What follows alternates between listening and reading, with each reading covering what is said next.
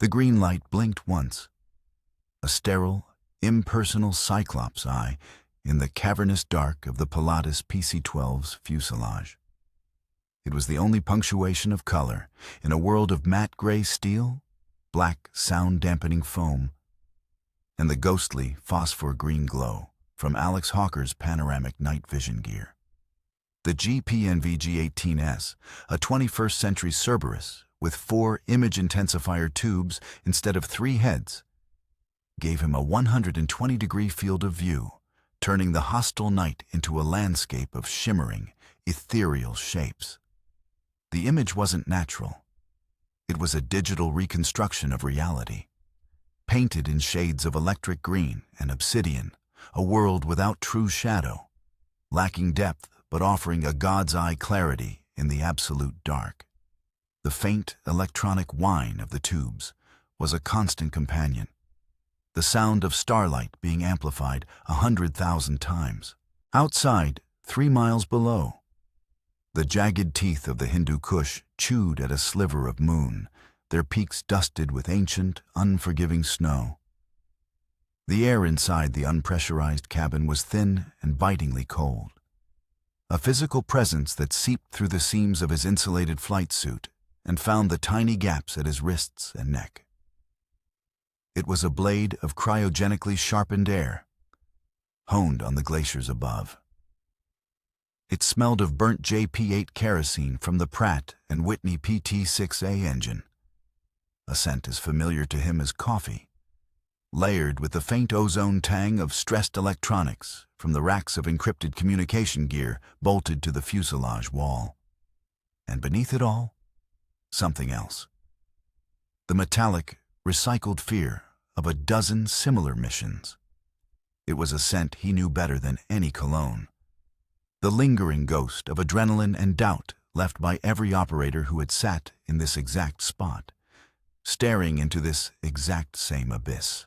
Alex's own breath plumed in front of his face, a fleeting white ghost he'd grown accustomed to over years of high-altitude, low-opening insertions. This was the precipice, the liminal space between the sterile, predictable world of planning rooms in Virginia and the chaotic, violent reality of execution in a place that had rejected the 21st century. It was the moment where months of meticulous preparation, of sterile calculations, and risk assessments printed on crisp white paper in secure rooms were surrendered to the raw, indifferent forces of gravity and a few square yards of rip-stop nylon. It was the place where physics and faith collided, and faith was a commodity in short supply in his line of work. He believed in angles, in redundancies, in the cold math of ballistics, but never in luck. Luck was just a name for a variable you hadn't accounted for. He performed the final check, his gloved hands moving with the practiced, detached economy of a surgeon. The palletized ingress device, or PID, sat squat and menacing on the roller ramp, a black monolith absorbing the faint light. It was a carbon fiber sarcophagus, custom-molded and ugly as sin. But to the men in Langley, it was a $10 million prayer cast into the void. Inside, shrink-wrapped in bricks of 50,000 and stacked with obsessive precision, were 100,000 used $100 bills. Not a bribe, Marcus Thorne had insisted in his gravelly, nicotine-stained voice during the final briefing, but a strategic investment. The lifeblood of a proxy war. A king's ransom meant to purchase the temporary loyalty of a man who had none. A local warlord named Gul Zaman, whose cooperation was the linchpin in the hunt for a far more dangerous phantom hiding in the warren of valleys below. 30 seconds to the PIP. Kestrel's voice crackled in Alex's bone conduction headset, flat and devoid of emotion. The transmission was a tight beam burst, encrypted with a Type 1 algorithm and hopping frequencies across the 30 to 88 MHz SyncGARS band, making it a whisper in a hurricane of electromagnetic noise, virtually impossible to intercept. The pilot was a former 161st SOAR legend, a man who flew with the kind of unnerving calm that suggested he'd seen the apocalypse and found it moderately interesting. The PIP, the planned impact point, was a patch of godforsaken scree Zaman had designated, a place theoretically visible only to his own sentries, nestled in a fold of the Tora Bora foothills. A place where a black box full of cash was supposed to land as softly as a feather. Alex slapped the side of the PID. A hollow, definitive thud echoed in the fuselage, a sound of finality. He disconnected the final power tether that kept the internal heaters running. At this altitude, minus 50 degrees Celsius outside, the specific blend of ink on the bills could freeze and crack if not kept at a stable temperature. Just one of 1,000 tiny details that could scuttle a mission, 1,000 points of failure that haunted his few hours of dreamless sleep. He ran his hand over the parachute assembly bolted to the top of the PID. It wasn't a simple static line rig. This was a GPS-guided joint precision airdrop system, a smaller, deniable version developed by the agency's own little elves in the Directorate of Science and Technology. It was supposed to receive the final coordinates from the aircraft, deploy a drogue chute to stabilize its initial fall, then open its main parafoil and glide silently, unerringly, to within a 10-meter circle of error probability. It was a marvel of clandestine logistics. It had never failed in field testing. Alex had witnessed 6 of those tests himself. 6 perfect landings on a marked X in the Nevada desert. The law of averages was a cruel mistress. 5 seconds. Stand by to release. Alex's heart hammered a frantic, heavy rhythm against his ribs, a primal drumbeat against the steady hum of the turboprop engine. He gripped the release lever. The cryogenically cold aluminum was sharp enough to burn through the thick Nomex fabric of his glove. He saw the coordinates flash green on the small OLED screen mounted to the PID. Lock confirmed. A digital handshake between the plane and the package. All systems nominal. Green, green, green, Kestrel said, his voice as calm as a summer lake. Execute. Alex shoved the lever forward. The locks disengaged with a satisfying, heavy mechanical clunk. He gave the PID a firm, 2-handed push. It weighed 220 pounds, but it slid smoothly on the greased rollers, a black rectangle against the slightly less black void of the open ramp. For a perfect, heart-stopping second, it hung there, a coffin suspended between the known world of the aircraft and the terrifying unknown of the abyss. Then, gravity asserted its dominance. It tipped over the edge and was gone. He immediately leaned out, his harness tether biting hard into his waist, tethered securely to a D-ring on the aircraft frame. His na-di-yam strained against the darkness, the intensifier tubes whining softly as they gathered the sparse starlight. He was looking for the first sign, the small, reassuring puff of the drogue chute deploying, the event that would signal the start of a controlled, graceful descent. The manual said it should happen within 3 seconds of clearing the aircraft, once the barometric sensor registered the change in pressure and fired the pyrotechnic pin. 1, 2, 3. Nothing. Just the vast, empty blackness and the roar of the wind. A physical assault on his senses that ripped the breath from his lungs. 4, 5. A cold dread, far colder than the rushing wind, began to crystallize in his stomach. The PID wasn't stabilizing, it wasn't gliding, it was tumbling. He could just make out its chaotic end-over-end spin through the green haze of his goggles, a wounded thing falling from the sky. It was accelerating. Terminal velocity. A $10 million brick. "Kestrel, I have no deployment," he said, his voice tight, strained against the pressure in his chest. "I say again, the package is a brick. No drogue, no canopy. The Kestrel TACPAD strapped to his forearm, which should have been showing a gentle, sloping telemetry curve of the PID's descent, was a graphical nightmare. The green line representing the planned glide path remained a static, hopeful arc, while a screaming red line plunged vertically down the grid. Altitude dropping like a stone. Velocity screaming upwards toward 120 miles per hour.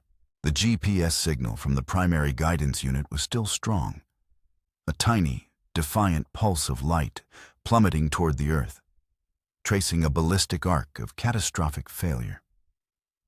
Confirm visual? Kestrel's voice was a razor's edge, the calm finally broken by a sliver of professional alarm. Visual confirmed. It's in a terminal fall. It's just gone.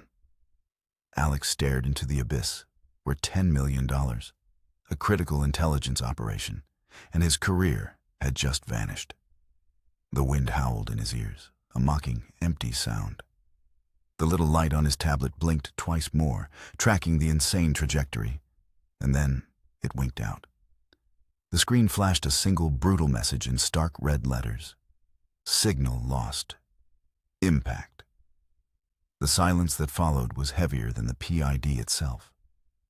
It was the sound of a vacuum where a plan used to be, the sound of a ghost getting away, of a warlord's cynical smile, of blood that would now be shed because a simple piece of machinery, a $10 pyrotechnic pin or a 50-cent bolt, had decided not to do its job 3 miles above the most dangerous place on Earth. The mission had been born, as they all were, in a sterile, windowless room deep in the bowels of Langley. The SCIF, Sensitive Compartmented Information Facility, was a beige box designed to suffocate secrets. The air, scrubbed of all impurities and recycled endlessly, smelled of burnt coffee from a perpetually stale pot, industrial-grade cleaner, and the low-grade paranoia that was the building's primary emission. The only sound was the constant low hum of the positive pressure air system, a faint hiss designed to ensure no sound escaped and no listening devices could be introduced from the outside. It felt less like a room and more like the inside of a server, a place where humans were merely temporary, organic components. The deputy director of operations, a man named Marcus Thorne with eyes like chips of granite and a past buried under layers of black ink, had pointed a red laser at a grainy satellite image on the screen. It showed a cluster of mud-walled compounds in a valley that looked like a crack in the surface of Mars. "This is Gul Zaman's private fiefdom," Thorne had said, his voice a low rumble that seemed to vibrate in the polished mahogany of the conference table. He was a relic from a colder war, a man who still wore a tie when alone in a locked room and whose knuckles were scarred from conflicts that were now just footnotes in classified histories. He's a thug, a drug runner, and a murderer. For the next 3 months, he's also our best and only asset in the Kunar province. The file in front of Alex was thick, bound in a plain blue cover, marked with a string of alphanumeric code that meant nothing to anyone outside that room. Zaman was a Pashtun tribal leader of the old school, a man who had fought the Soviets with Stinger missiles we'd provided, then fought the Taliban, then fought the Americans, and now, for the right price, was willing to fight the latest mutation of terror, to crawl out of the mountains. A particularly virulent offshoot of ISIS-K, led by a shadowy figure known only as the Scholar. This new group was more brutal, more tech-savvy, and had a penchant for beheading aid workers and posting the 4K videos online. They were a global headache, and Zaman's territory sat squarely on their primary supply route from Pakistan. The Scholar has a hard-target courier moving through the Shah-e-Khat Valley in 2 weeks. Thorne continued, the red laser dot circling a treacherous-looking pass that was little more than a goat track. We believe that courier will be carrying a set of encrypted solid-state drives, not just ledgers, names, supply chains, funding sources, but also their new encryption keys for the next quarter. Getting those drives is priority one for the entire agency. Zaman's men are the only ones who can operate in that valley without starting a full-scale war. He knows the terrain, he knows the tribes. He can intercept the courier, grab the drives, and make it look like a tribal dispute over grazing rights. And what does Zaman want in return? Alex had asked, already knowing the answer. It was always the same answer, just the number of zeros changed. $10 million in cash, used, non-sequential hundreds, and he wants it delivered before he'll even think about moving his men. He's playing us, Marcus, Alex stated, not as a question. He'd seen this movie before in a dozen other dusty, forgotten corners of the world. Of course he's playing us, Thorne had snapped, turning from the screen, his granite eyes fixing on Alex. They're all playing us. We're playing them. It's the great game, Alex. Has been for 200 years. Your job is to make sure our pieces are in the right squares. I don't care if Zaman uses the money to buy a fleet of gold-plated Toyotas. I want those drives. You will oversee the sourcing, packaging, and delivery of the funds. You will be the sole point of contact. This stays entirely off the books of conventional military channels. This is a Title 50 operation. You, a pilot, and the cash. No footprint. The preparation had been a masterclass in clandestine finance and logistics. The cash itself was sourced from a dozen different slush funds, seized assets, and confidential informant payments. A river of dirty money flowing into a single reservoir at a secure facility in Virginia known only as The Farm. Alex had spent 3 days there with a team of 2 grizzled finance officers from the Directorate of Support. Men who had spent their entire careers in the shadows, counting other people's sins. They didn't speak much. They wore green eye shades like old-timey bankers and smelled faintly of stale pipe tobacco and wintergreen mints. The whisper of the counting machines was the only sound in the humidity-controlled vault. A constant, sibilant hiss that drilled into his skull. They worked in 12-hour shifts under harsh fluorescent lights, verifying every bundle, checking a random sample of serial numbers against a hot list to ensure none of the bills could be traced back to a government source or a major bank heist. The bills had to be worn, circulated, bearing the faint, invisible patina of countless transactions, sweat, grime, the residue of hope and desperation. They had to look and smell like they belonged in the dark corners of the world. While the money was being prepped, Alex was at another facility, a nondescript warehouse near Dulles Airport run by an agency-front company called Ares Tactical Solutions. He was there to oversee the construction of the PID. It wasn't just a box. It was a purpose-built delivery system. The outer shell was a composite of carbon fiber and Kevlar, designed to withstand a rough landing, maybe even small arms fire if the drop went sideways. Inside, the bricks of cash weren't just stacked. They were nestled into custom-cut, high-density foam that had been laser-molded to their exact dimensions. Every single brick was accounted for. The tech was where Alex's meticulous nature shone. The PID was fitted with 3 separate GPS trackers. The primary was built into the JPADS guidance unit, transmitting a constant stream of telemetry on an encrypted military band. This was the one that was supposed to guide it to its target. The second was a smaller commercial satellite tracker, a backup that pinged its location every 60 seconds, accessible via a secure web portal. The third was Alex's personal touch, his little piece of insurance.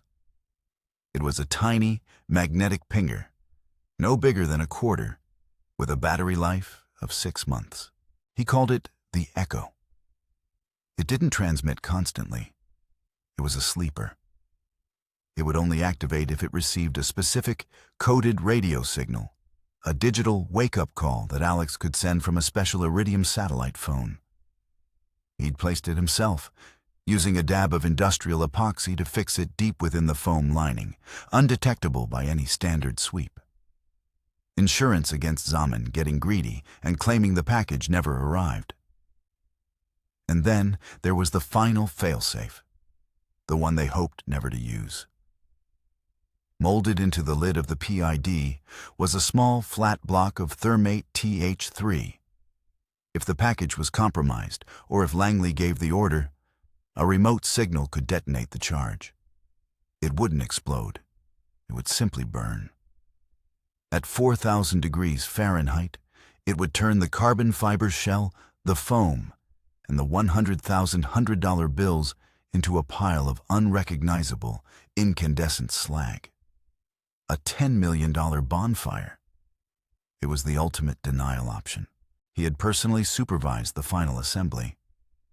He watched the riggers pack the main parafoil and the drogues shoot, their hands moving with the swift, sure grace of weavers, creating a complex tapestry of life and death. He inspected the pyrotechnic bolts that would sever the parachute from the container upon landing. He ran a full diagnostic on the GPS unit. He even checked the tiny, half-inch shear pins on the drogue chute deployment bag. Everything was perfect. Every box was ticked. Every contingency was planned for. Every detail, except for the one that had just failed. Back in the roaring emptiness of the Pilatus, Kestrel's voice pulled him from his spiraling thoughts. "We're 10 miles past the drop zone, Alex. We need a decision. We can circle back for a low pass, see if we can spot a heat signature from the impact, or we can punch out and head for Bagram. Loitering here makes us a very attractive and very slow target for anyone with a heavy machine gun." Alex's mind raced. A heat signature. The impact of 220 pounds of carbon fiber and currency hitting granite at over 120 miles per hour would have been significant. The kinetic energy alone would have been like a small bomb, a flash of heat that would dissipate quickly into the frozen rock. The PID would be shattered. The bricks of cash, durable as they were, would be scattered. A $10 million confetti storm in the middle of nowhere. "What about the thermite?" Kestrel asked, his mind already on the same dark track. "Can you trigger it? Cauterize the wound?" Alex looked at his sat phone, the one that could send the wake-up call to the echo pinger and the detonation signal to the thermite. He typed in the command sequence for the burn. His thumb hovered over the send button.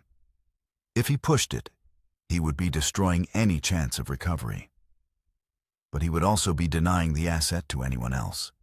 It was the clean option, the cover-your-ass option. Cut their losses, burn the evidence, and fly home to face Thorne's wrath with a simple story. Parachute failed, package lost, asset denied. But something held him back. The echo pinger hadn't been activated.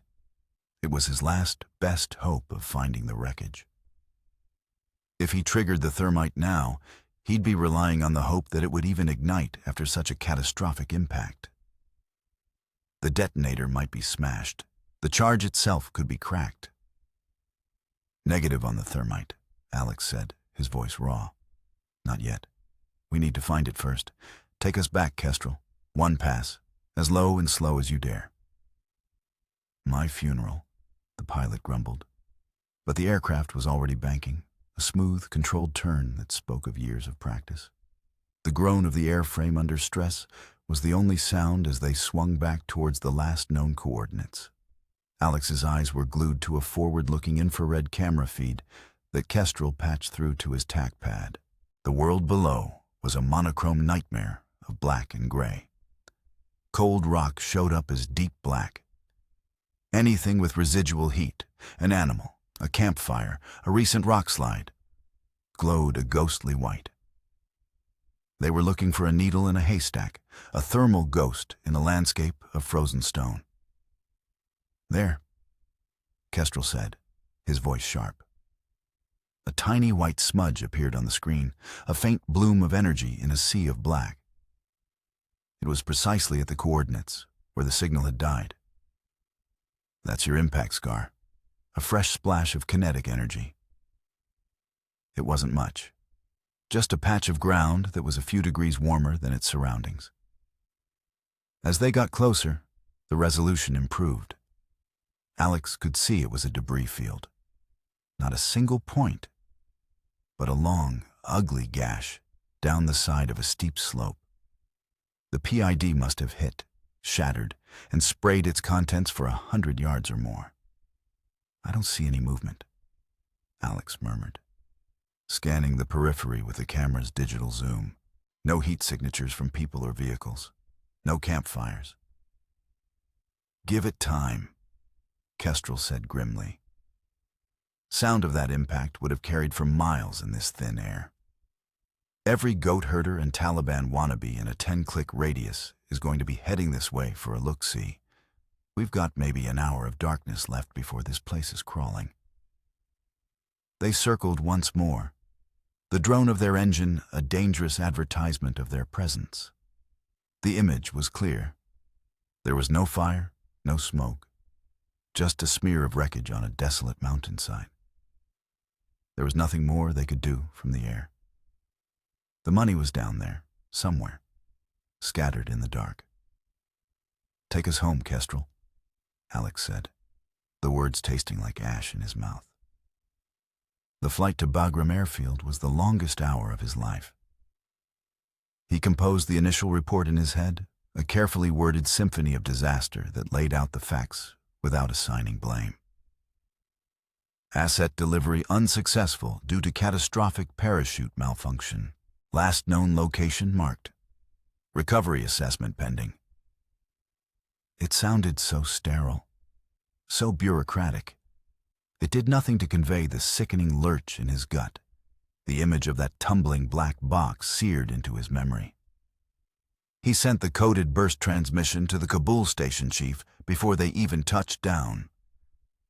The reply came back 30 seconds later. One word: wait. He waited in a place called a transient container, a shipping container converted into a windowless, soundproofed box with a cot, a chair, and a secure phone. For 48 hours, he waited. He didn't sleep. He drank lukewarm water from a plastic bottle and ate a single MRE, the chemical-tasting chili mac turning to paste in his mouth. He field-stripped and cleaned his Glock 19, the familiar, methodical process, a small anchor in a sea of uncertainty. He laid the 15 components out on a clean cloth. Slide, barrel, recoil spring assembly, frame, trigger mechanism. He cleaned each one with solvent, the sharp, chemical smell of Hoppa's No. 9 filling the small space. He reassembled it with his eyes closed, the click of the slide locking into place a small, satisfying piece of order in a world of chaos. He sat replaying the moment of the drop over and over in his mind. What had he missed? A frayed strap? A misaligned pin? Had the rigger who packed the chute been distracted? Had he himself, in his final check, been so focused on the electronics that he'd missed a simple, mechanical flaw? The guilt was a physical weight, pressing down on him. On the third day, the secure phone rang, its shrill cry shockingly loud in the silence. It was Thorne. His voice was calm, which was infinitely more terrifying than if he'd been yelling. "Hawker, report." Alex gave him the facts, the same sterile litany he'd been rehearsing, the pre-flight checks, the green light, the release, the tumble, the impact, the IR pass. "A drone was overhead 30 minutes after you cleared the area," Thorne said. "Our friends at the NRO diverted a KH-11 for a look at sunrise. The imagery is comprehensive. The PID is in pieces. The contents are spread over a 200-meter area. It looks like a damn ticker tape parade." Any sign of recovery efforts? Local activity? Alex asked, his stomach twisting. That's the interesting part, Thorne said, a strange new note in his voice. The area is clean, too clean. There are tracks, yes. Footprints, a lot of them. They lead right to the debris field. But there's no one there now. And more importantly, there are no $100 bills fluttering in the wind. Someone got there first. Someone was very, very efficient. Alex felt a chill that had nothing to do with the container's air conditioning. Zaman. It would seem so. How could he have known the precise location, Alex? The drop was supposed to be guided. The impact point was a failure, miles off the PIP. He couldn't have, Alex said, thinking aloud, the pieces starting to form a sickening new picture. Unless he wasn't waiting at the planned impact point. Unless he had people spread out all over that valley, listening. Listening for what? The sound of a parachute? Thorne scoffed. The whole point of the JPADS is its stealth. No, Alex said slowly, the horrifying possibility dawning on him. Not listening for a parachute. Listening for the impact, the sound of a failure. What if he was betting on it failing? The line was silent for a long moment. Alex could almost hear the gears turning in Thorne's predatory mind. That's a heavy accusation, Hawker. You're suggesting our primary asset in the region sabotaged a $10 million payment to himself. It doesn't make sense, Alex admitted. Why would he? But the efficiency of the cleanup, that's not a bunch of goat herders stumbling on a windfall. That's a trained team. A team that knew what to look for and got in and out before we could even get eyes on. There's more, Thorne said, his voice dropping lower. 2 hours ago, we intercepted a call. Zaman to a known intermediary in Peshawar. He was laughing. He said, the Americans rain money from the sky, but they don't know how to land it. He then arranged a meeting with a man we believe is the scholar's second in command. The blood drained from Alex's face. The pieces clicked into place with an awful, sickening finality. It wasn't a simple recovery. It wasn't a windfall. It was a setup. A grand, treacherous double cross. He was never going to hunt the scholar for us, Alex whispered. He used us. He used our money to set up a meeting, to buy his way into their organization. Or to fund them directly. Thorne finished. He played us, Alex, from the very beginning. He took our money and delivered it straight to the enemy. Those drives we wanted? He probably had copies already. The failure wasn't the parachute. The parachute was just a chaotic, unpredictable variable that had, in the end, made Zaman's plan even easier. The real failure had happened weeks ago, in that briefing room in Langley. The failure was a fundamental misreading of their asset, a failure of intelligence, a failure of trusting a snake not to bite. What are my orders? Alex asked. His hands were clenched into fists. The feeling of helplessness was gone, replaced by a cold, burning rage. Your mission has changed. Thorne's voice was like chipping ice. The 10 million is gone. We're writing it off. But Gul Zaman is not. You are no longer a delivery boy, Alex. You are now the sole proprietor of a termination order. The scholar is still a target, but Zaman is now target 1 Alpha. He has made this personal. You will not be coming home. You will transfer to the Omega compound in Kabul. You will be given a new team, a new identity, and a single objective. Thorne didn't need to finish. Alex knew the objective. It wasn't about recovery anymore. It wasn't about money. It was about erasure. It was about sending a message written in blood and fire that you do not cross the Central Intelligence Agency. And Alex, Thorne added, just before the line went dead. This time, do not fail. Alex hung up the phone. He stood up in the cramped, cold container and looked at his own reflection in the dark screen of his tack pad. The face staring back was tired, haggard, but the eyes were different. The weary frustration was gone. In its place was a hard, diamond-like clarity. He thought of the tumbling black box, the silent, chaotic fall from grace. He had been the caretaker of that money, the shepherd of that mission. He had watched it fall and shatter. Now, his job was to pick up the sharpest piece he could find and drive it straight through Gul Zaman's heart. 1 week later, Alex was a different man. His name was Javed, a Tajik trader from Panjshir, and he sat in the back of a dusty, rattling Toyota Hilux, his face weathered by the sun and a scruffy beard hiding the sharp lines of his jaw. The Omega compound had equipped him not with a team of commandos, but with a single, invaluable asset.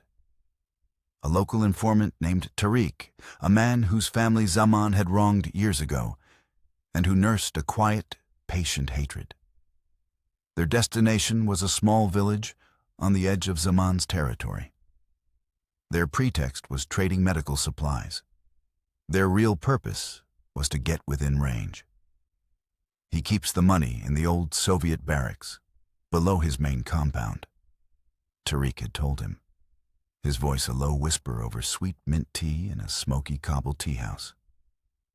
He shows it to his commanders, a symbol of his power, his cleverness in fooling the great Satan. Pride. It was the oldest vulnerability in the book. Alex pulled out the Iridium sat phone. It looked like a brick from a bygone era, but its capabilities were anything but. He entered the activation code for the Echo pinger. There was no grand confirmation, no flashing light. Just a silent digital question sent out into the ether. For 2 days, he sent the signal every hour. Nothing. The pinger was likely smashed in the impact, a casualty of the fall. He began to lose hope, the cold rage in his chest giving way to a familiar, bitter frustration. Then, on the third night, as they camped in a rocky wadi miles from the village, the phone chirped once. A single, encrypted data packet appeared on the screen. It was a GPS coordinate. The Echo was alive. It was inside the old barracks, just as Tariq had said. A wave of adrenaline, pure and sharp, washed over Alex. The hunt was on. "We go tonight," Alex said. The infiltration was silent and brutal. Tariq guided them through the ravines and goat paths that didn't appear on any map. 2 of Zaman's sentries, half asleep and high on hashish, were dispatched with the quiet efficiency of Alex's suppressed Glock. They reached the barracks, a crumbling concrete structure pockmarked by decades of war. Inside, by the dim light of a few bare bulbs powered by a sputtering generator, the scene was exactly as Tariq described. Stacked on wooden pallets were the shrink-wrapped bricks of cash, a monument to greed and betrayal. Gul Zaman was there, holding court with 3 of his senior lieutenants, a bottle of forbidden Russian vodka in his hand. He was laughing, telling the story of the falling box for what was surely the 100th time. Alex raised his pistol, the tritium sights glowing a faint green as they settled on the center of Zaman's chest. It would be so easy. A clean shot, a quick exit. Revenge served cold. But Thorne's words echoed in his mind. This wasn't just personal. It was about sending a message. He lowered the gun and took a step out of the shadows. "You shouldn't have laughed, Gul," he said in perfect Pashto. The warlord's eyes went wide. His men reached for their rifles, but Alex was faster. 3 shots, precise and economical, and Zaman was suddenly alone, the bodies of his lieutenants slumping to the dusty floor. The warlord stared, his drunken bravado evaporating into pure shock. "You," Zaman whispered, recognizing the Westerner from the intelligence file he'd been given. "The delivery boy." "The delivery was a success," Alex said, walking closer, the gravel on the floor crunching under his boots. Zaman laughed, a broken, confused sound. "A success? It fell from the sky. It was a failure, a gift from your own incompetence." "No," Alex said, his voice cold and steady. "The parachute failing was the best thing that could have happened. A clean drop, and you would have kept the money here, in this room. But a crash, that scattered it. It forced your men to scramble to pick up every last bundle. They got it on their hands, on their clothes. Then you took it. You touched it. You gave it to your friends in ISIS-K. You delivered it for us." Zaman's face was a mask of confusion. "What are you talking about?" "The money, Gul. It was never just money." Alex raised his sat phone and pressed a final sequence of keys.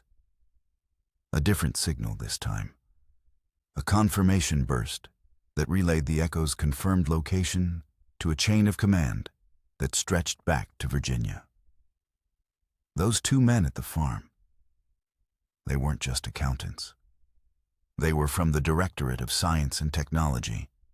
They spent 3 days dusting every single bill with a non-radioactive isotopic marker, a specific lanthanide element, harmless, undetectable by any conventional means. But it has a unique spectral signature that a KH-11 satellite's hyperspectral sensor can pick up from orbit once we tell it what to look for. You didn't just accept a payment, you accepted 100,000 tiny tracking devices. The comprehension dawned on Zaman's face, a slow, creeping wave of absolute horror. The money you gave to the scholar didn't buy you a partnership. Alex continued, the final pieces clicking into place for the condemned man. It bought him a death sentence. It tagged him, his couriers, his safe houses, his entire network. Right now, every drone from here to the Mediterranean is being retasked. Every asset we have is locking onto that signature. The great game, you see. You were never a player. You were the board. The first distant percussive thump of an explosion echoed from a neighboring valley. A Hellfire missile finding its mark. Zaman's eyes darted toward the sound, his face ashen. Another thump, closer this time, shaking the loose corrugated iron of the roof. "That's for you," Alex said, raising his pistol again. "A message." From the delivery boy. The shot was a small, insignificant sound against the rising symphony of destruction outside. Alex walked out of the barracks, not looking back at the $10 million that had just become the most effective weapon in the war on terror. The mission hadn't failed. It had just been a different mission all along. And the echo of that tumbling box would now be heard in every dark corner of the world.